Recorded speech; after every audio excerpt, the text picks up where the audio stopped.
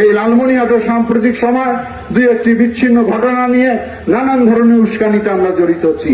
আমি সবাইকে অনুরোধ করব, আহ্বান করব, আমরা যেন কোনো ধর্মীয় উন্মাদনা নিয়ে কোনো ধরনের কোনো ধর্মকে আমরা আঘাত না করি। আপনি হিন্দু হতে পারেন, আপনি বৌদ্ধ হতে পারেন, আমি মুসলমান হতে পারি, আমরা যেন সকল ধর্মের মানুষকে শ্রদ্ধা ভালোবাসতে পারি।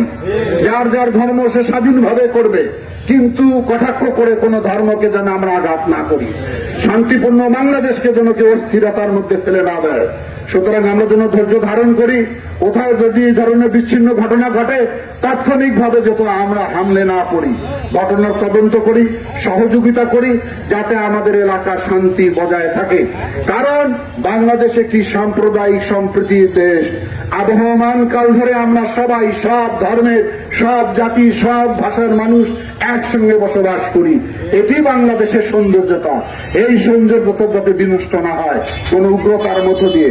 আমি আশা করি লালমনিরহাট অত্যন্ত শান্তিপ্রিয়। গত কয়েকদিন যাবৎ যে আকাঙ্ক্ষিত ঘটনাগুলো ঘটে যাচ্ছে, সেগুলোর জন্য আমরা দুঃখ প্রকাশ করি। ভবিষ্যতে যাতে আমরা এ ব্যাপারে সবাই সজাগ থাকি, সাবধান থাকি, আমরা যেন কারো ধর্মের বিরুদ্ধে কোনো খারাপ কথা না বলি, আঘাতপ্রাপ্ত জনমানুষকে না করি, ধর্মীয় মূল্যবোধে যাতে আমরা কোনো আঘাত না দিয়ে থাকি, এই আহ্বান